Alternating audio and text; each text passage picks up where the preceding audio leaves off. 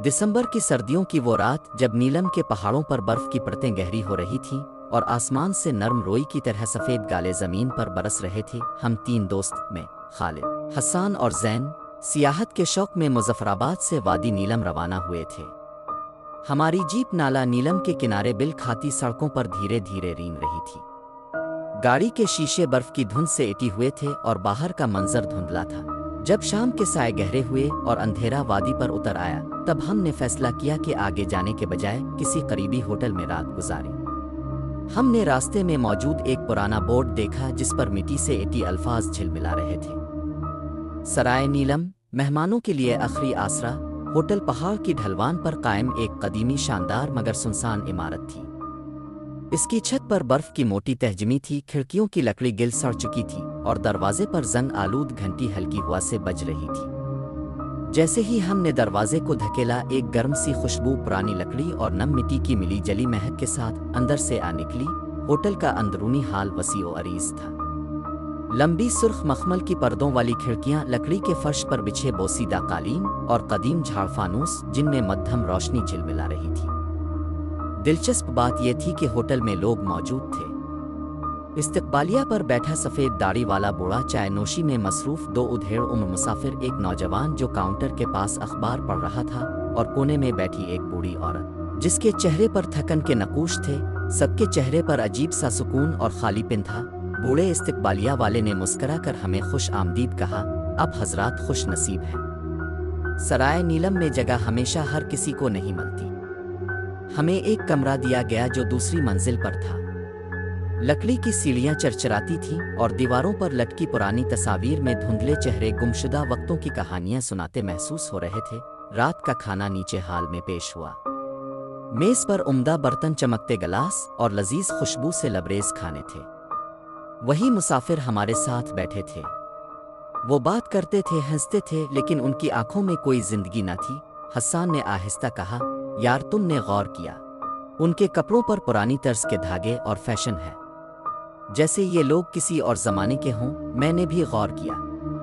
वो लोग हमसे गुफ्तगू करते वक्त पलकें नहीं झपकते थे।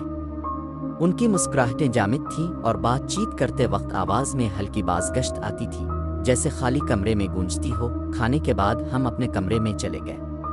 रात गए मैंने प्यास लगने पर नीचे जाने का फैसला किया। जब मैं जैन और हसन को जगाए बगैर कमरे से निकला तो हाल में मुकम्मल सन्नाटा था। रिसेप्शन खाली था, सोफे खाली थे, मेज़ों पर खाने के बर्तन अभी तक वैसे ही रखे थे, लेकिन उन पर बारीक गर्द जिम चुकी थी, जैसे महीनों से कोई हाथ ना लगा हो।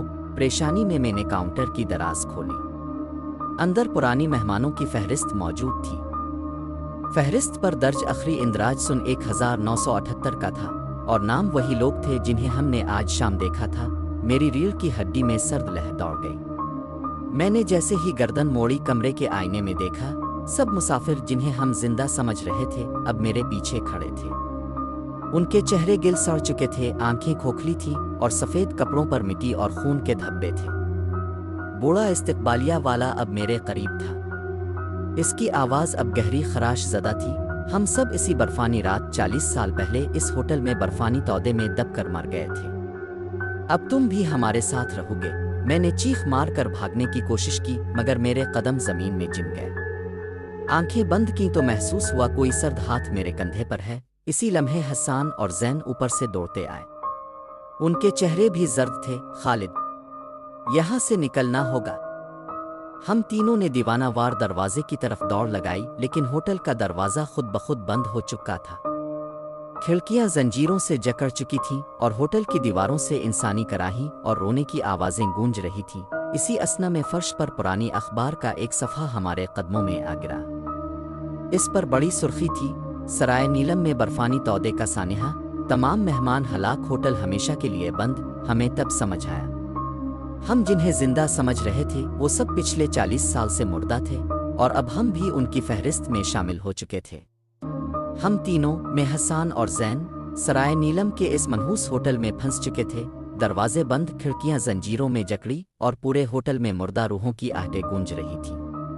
वो सब मेहमान जो पहले मुस्कुराते बात करते दिखाई देते थे, अब अपने असली रूप में हमारे गिर्द मंडला रहे थे। ان کے چہرے مٹی میں سنے ہوئے، آنکھیں کھوکھلی اور ہاتھوں کی انگلیاں لمبی سیاہ اور نوکیلی ہو چکی تھیں۔ حسان نے لرزتی آواز میں کہا، خالد، کنویں کی طرف۔ وہ پیچھے کا دروازہ شاید کھلا ہو۔ ہم تینوں دوڑتے ہوئے صحن میں پہنچے۔ کنویں کے گرد پرانی زنجیروں میں جمی برف کی تہ تھی، لیکن کنویں کے پیچھے ایک تنگ سی راہداری تھی جس کا ہم نے پہلے مشاہدہ نہیں کیا تھا۔ ہم نے زنجیریں توڑنے کی کوشش کی۔ حسان نے زور لگا کر زنجیر کھینچی۔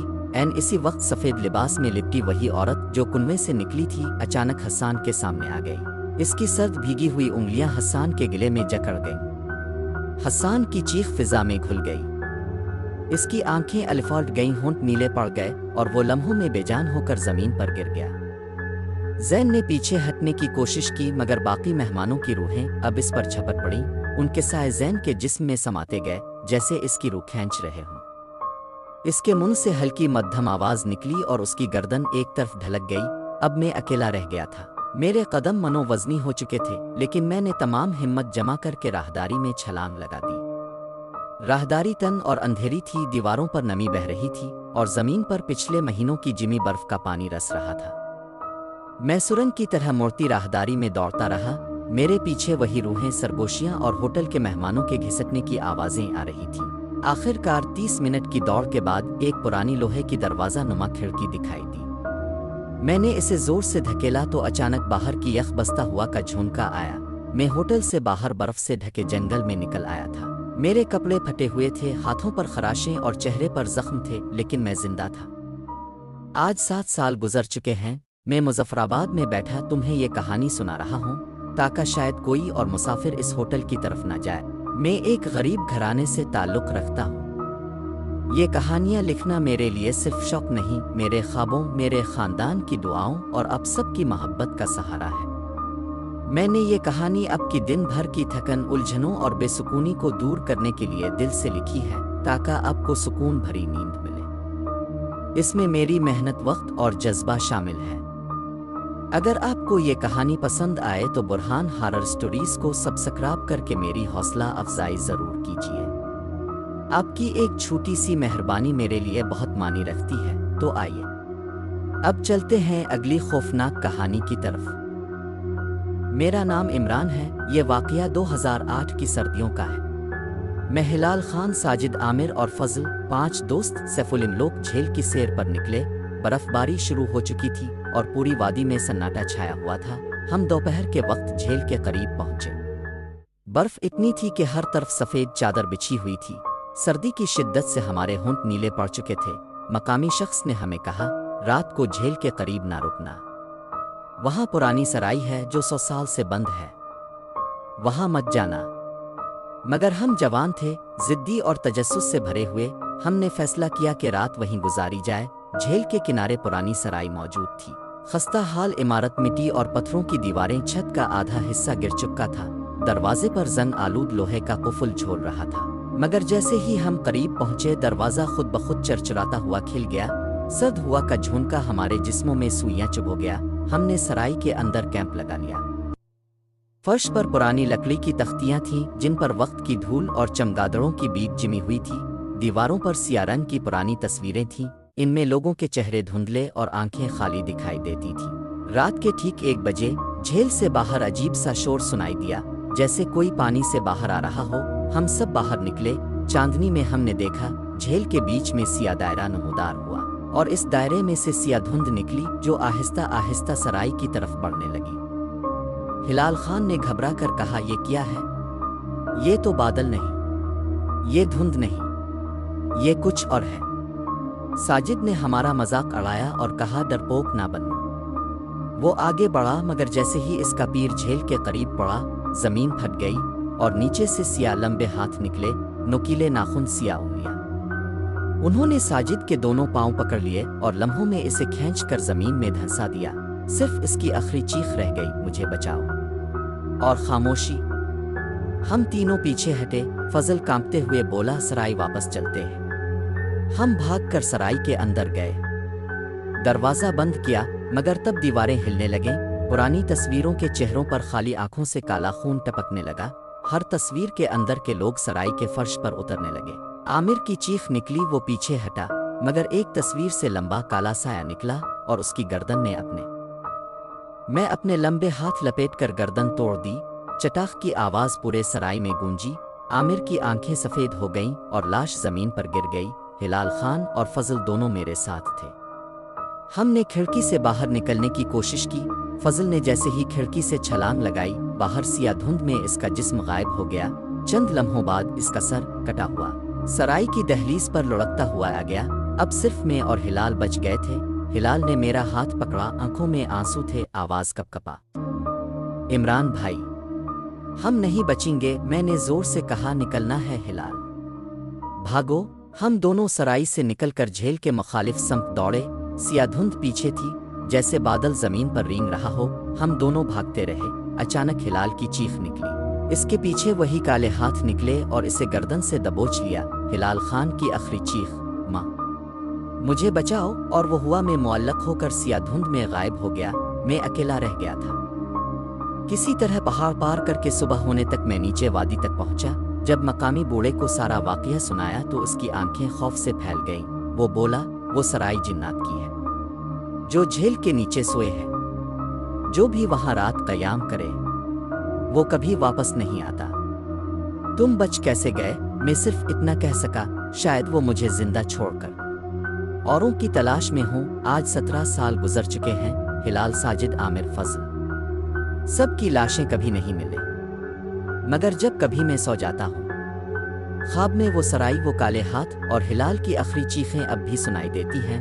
یہ کہانی میں آپ کے لیے اس لیے لکھ رہا ہوں کہ آپ کی ہر تھکن، پریشانی اور ہر الجھن کو دور کر سکوں۔ جیسے ہی آپ یہ کہانی سنیں گے، ہر لفظ آپ کو سکون کی ایک نرم لہر کی طرح محسوس ہوگا۔ آپ کا دل آہستہ آہستہ پرسکون ہونے لگے گا اور آپ کی آنکھوں میں نیند کا نرم بوجھ آ جائے گا۔ یہ کہانی آپ کو نیند کی ایک پرسکون گلیوں میں لے جائے گی، جہاں ہر قدم کے ساتھ آپ کی تھکن اور اضطراب کم ہوتے جائیں گے اور آپ کی آنکھوں کے پپوٹے بند ہونے لگیں گے۔ جیسے ہی کہانی آگے بڑھے گی، آپ کا ذہن ساکت ہو جائے گا اور آپ کا جسم نیند کی گہری حالت میں چلا جائے گا۔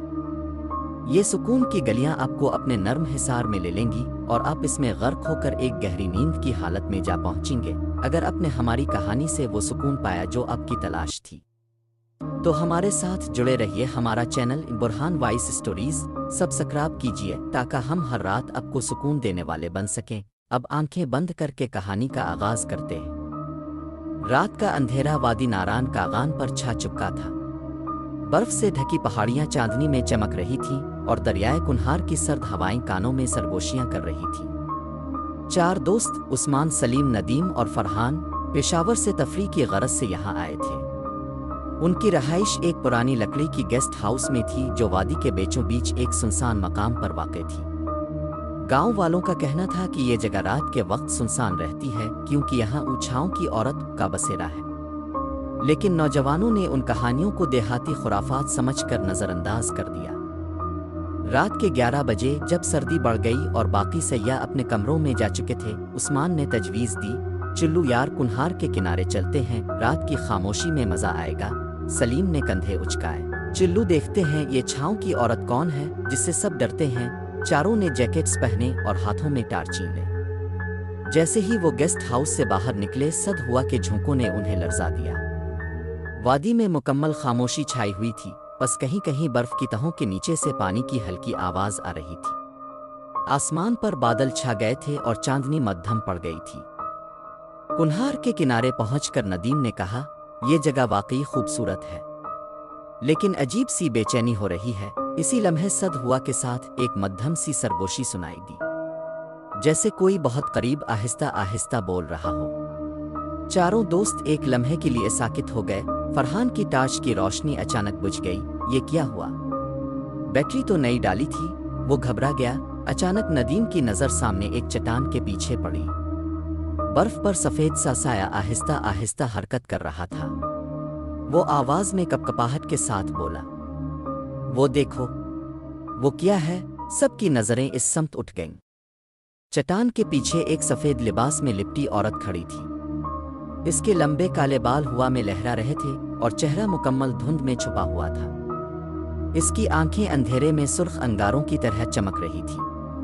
وہ آہستہ آہستہ ان کی طرف بڑھنے لگی۔ سلیم نے ڈرتے ہوئے کہا، دوڑو۔ یہ وہی ہے۔ چھاؤں کی عورت۔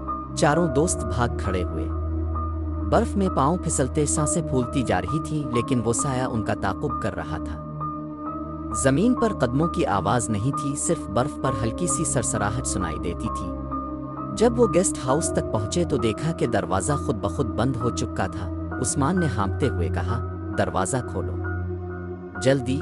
لیکن جیسے ہی وہ دروازہ کھولنے لگے، پیچھے سے ایک برفیلی انگلی عثمان کے کندھے پر آ ٹکی۔ اس کی چیخ فضا میں گونج گئی۔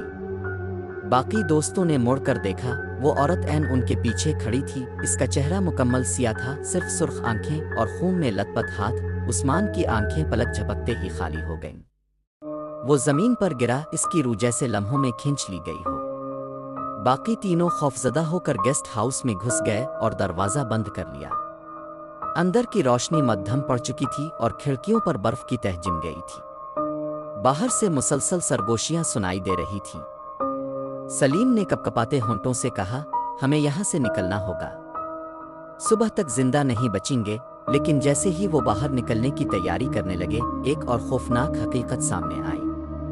ندیم کی گردن کے پیچھے برف میں جمی انگلیوں کے نشان تھے۔ وہ سایہ اندر آ چپکا تھا۔ ندیم کے گردن پر برفیلی انگلیوں کے نشان واضح تھے۔ اس کا چہرہ زرد پڑ چپکا تھا اور آنکھوں میں ایک عجیب سی خالی پن آتر آیا تھا۔ سلیم اور فرحان دونوں کا دل جیسے سینے میں دھڑکنا بھول گیا ہو۔ کمرے کی ٹوٹی پھوٹی کھڑکیوں سے باہر صرف سیاہی اور گہری برفانی دھند نظر آ رہی تھی۔ کہیں دور سے بھیڑیوں کی مدھم سی ہوا میں گھلتی ہوئی آوازیں آ رہی تھیں۔ سلیم نے ندیم کے کندھے کو ہلایا، ندیم تم ٹھیک ہو؟ بات کرو۔ ندیم نے آہستہ سے سر الفاٹے الف۔ اس کی آنکھوں کی پتلیاں اب گہرے سیاہ رنگ میں بدل چکی تھیں اور چہرے پر ایک عجیب بے جان مسکراہٹ تھی۔ اچانک اس کے منہ سے ایک سرد بھاپ نکلی اور وہ سرگوشی میں بولا، وہ آ چکی ہے، ہم سب اب اسی کے ہیں۔ سلیم پیچھے ہٹ گیا، یہ کیا بکواس ہے؟ تمہیں ہوش میں آنا ہوگا، فرحان لرزتی آواز میں بولا۔ سلیم، مجھے نہیں لگتا یہ اب ندیم ہے، یہ کچھ اور بن چکا ہے، ہمیں یہاں سے نکلنا ہوگا۔ جیسے ہی کمرے سے نکلنے لگے، ندیم کی ہنسی نے پورے گیسٹ ہاؤس کی فضا کو لرزا دیا۔ اس کی گردن ایک غیر فطری زاویے پر مڑی اور وہ چھلانگ مار کر سلیم پر جھپٹ پڑا۔ اس کی انگلیاں برف جیسی سرد تھیں اور آنکھیں مکمل سیاہ۔ سلیم زور زور سے چیخنے لگا، فرحان مدد کرو، مجھے کھینچ رہا ہے۔ فرحان نے پاس پڑی لکڑی کی ٹارچ الفاٹے کر ندیم کے سر پر ماری۔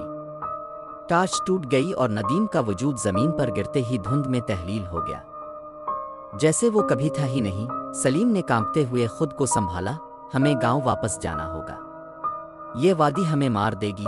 دونوں دوست برف سے ڈھکے راستے پر دوڑنے لگے۔ برف کے نیچے کہیں کہیں پرانے بھورے پتھروں کی جھلکیاں نظر آ رہی تھیں۔